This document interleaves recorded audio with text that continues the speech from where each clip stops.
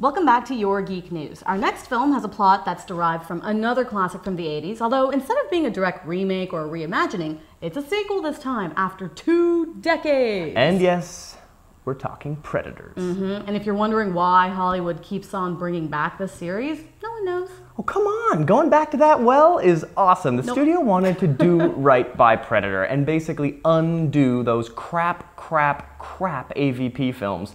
This is a continuation of the original or the originals? Well, Robert Rodriguez did write this back in the early 90s after Predator 2 when he was working on Desperado, but 20th Century Fox pretty much rejected it because it was too big budget. However, 15 years later, the studio decided to kind of go ahead with it. Well, now Rodriguez is worth the money you can throw at him. So let's take a look at how it did as a suspenseful alien rock'em sock'em action flick, and then how it did as a sequel in the Predator universe. Excuse me, what the hell is going on here? You're being hunted. The cages, soldier, all of us. We're all brought here for the same purpose. This planet is a game preserve. And we're the game. In case you didn't notice, we just got flushed out. They sent the dogs in, just like you would if you were stalking boar, shooting quail. They split us apart, and they watched, testing us.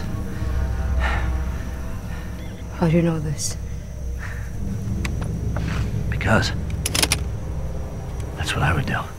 Right off the hop, it had a real Troublemaker Studios feel to it. You could tell it knew it was a B-movie right from that ridiculous Machete trailer. Oh my gosh. Into all the kind of crappy explosions that were in it. Like, it just felt cheap like it was made in Rodriguez's garage. Exactly, and even the intro of the movie was just abrupt and Rodriguez. You see Adrian Brody falling, thudding to the ground, and then Predator title sequence, and then action. Action. But the cool thing about this story was that it was a bunch of mankind's greatest predators being hunted down by the Predators. So it was just action with a little bit of interesting storyline and twists here and there, which was kind of neat. I guess, yeah. I mean, it was mostly just about the action, but the casting really added to the whole action element. I mean, Adrian Brody being the main guy. Strange selection, but I can see why they wouldn't want to go with a muscle-bound goon or just like a street-smart guy, because then you've got Predator 1 and 2 being redone. They went with this dude who was kind of a mercenary who was sort of shaped like basketball lean, kind of a but wiry, still kind of tough. Yeah. Absolutely. It was pretty impressive. Hilarious that we saw Danny Trejo in here again. Machete, essentially. Basically being Machete again. It was incredible. My favorite guy was the Yakuza guy. I thought he was very cool. And he has this excellent part towards the end where he has this samurai fight with one of the Predators. And of course, you've got the Russian guy with the great big minigun, Jesse Ventura style. I enjoyed that. And then randomly Topher Grace. Yeah. Yeah. He shows up with the worst writing possible. When someone asks him what he is, he says, "I'm a doctor." He doesn't say, "I'm a pediatrician, I'm an orthodontist." He's a doctor. And then later on, when this really kind of clever twist happens, he describes himself once again in the simplest possible terms. And it's like, really? You can't be more creative than just saying exactly what the universe would think you are? Come on, lame. Although we do get an interesting cameo in the middle of the movie. Lawrence Fishburne. He was such a WTF moment for me. I loved it. For me, every time he was on screen, the movie was made better. He was just this crazy madman. And I really, really enjoyed the character. Hilarious. I mean, he's getting really way too fat. Way too fat. But aside from the fact... I mean, you think a guy that's been living on the gaming preserve planet for that long might have leaned up a bit in 10 seasons, but evidently not. Now, considering they were on a gaming preserve, it would have been cool to see more variation in the prey that was there. You know, it was just, there was that one cool thing that did hunt down Topher Grace at one point, which, as it turns out, is actually an early prototype. That's kind of cool, of the original Predator from back the in the 80s. movie, That is pretty funny. And you know what? I'm glad they didn't go with that design because it looked pretty lame. It looked pretty lame. Well, that wouldn't have been scary at all. The topic of effects, like, overall, it was a little bit lame, don't you think? Yeah, you know what? This is an Oscar-nominated film. The original Predator, you are following up an Oscar-nominated movie here. And the effects were perfect back then. And now, here we are this far through, and the only thing they could even come close to improving was the visual effects of the Predator's vision, and that was about it. It just felt cheap and shoddy, like it was made in Rodriguez's garage the whole way through. Yeah, well, you know what? At the end of the day, there isn't much to Predators anyway. It's really all about the action. Yeah, and Rodriguez gets a thumbs up in that department because Nimrod and he definitely got that right. But let's see how it did as an actual sequel in the Predator universe. What is it? What did you say? He's here. We have to leave. Now! Run!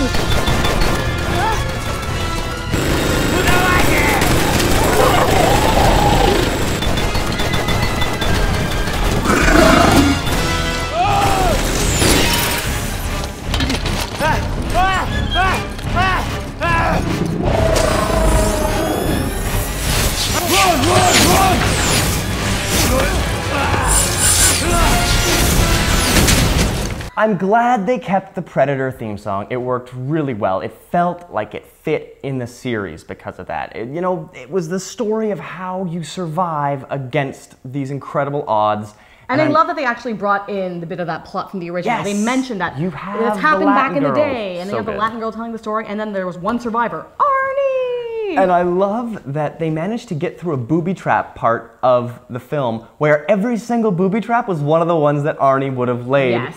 Like 20 years beforehand. That was so funny. It was a good homage to the original. And speaking of homage, they kept a lot of things about the Predator race pretty similar. Like he only sees in infrared, and he can't see you if you're covered in mud. And he plays back voice recordings from you. Yes, That's and oh my pretty god, sweet. when Adrian Brody had that final fight and he actually said, "Go on, do it now, kill me, kill me." It was just like, are you serious? You are using it word for word. With the mud! So well done. Oh, okay, well, you know what I wish they did a direct homage to? That epic shot in the first movie between Arnie and Carl Weathers. Pushing too many pencils. That was an incredible shot. It is too bad that Adrian Brody's wiry little muscles didn't go up against my like gosh. Machete. That or part something. always has me rolling on the ground. And you know, Rodriguez, his original script actually had Arnie and Danny Glover having a cameo in this movie. Oh man, I know. that would have been awesome. No, That's too bad. I know. And it would have given it that extra dose of just being perfect in this universe. I know. But You know what else can would have you been awesome? Jean-Claude Van Damme coming back as one of the Predators. Which was originally, he was cast as the first Predator. And the funny thing is, I didn't really buy the idea that there were two sizes of Predators. I didn't even notice that until Lawrence Fishburne's character said it. And it just didn't make any damn sense to me that they were two different sizes. And it wasn't until the masks came off and you saw slightly different pincers that it made Well, any pincers and like the red sense at eyes all. versus the white Yeah, colored eyes big or whatever. deal. I mean, I did think it was strange that there But was the this. thing I don't get is, why did they both have keys to the same spaceship? Like, it's like the Bloods and the Crips going to the same place, and they can both turn on their Lincoln at the same time. That didn't make any sense. It Why doesn't can have to one make start sense. it and the other blow it Predators, up? Matt. It's all about the action. All the little details don't matter. All right, well, remember to keep your eyes right here for a look at all your geek movies and all your geek games from the two geeks who always have something to say. And you can keep up with all our past previews and reviews and have your say on yourgeeknews.com. Over here.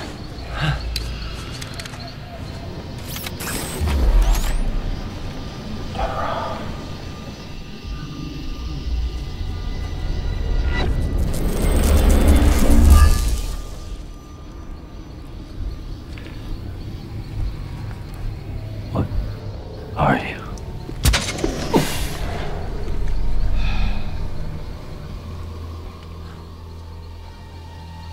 If I can hear you, they can too.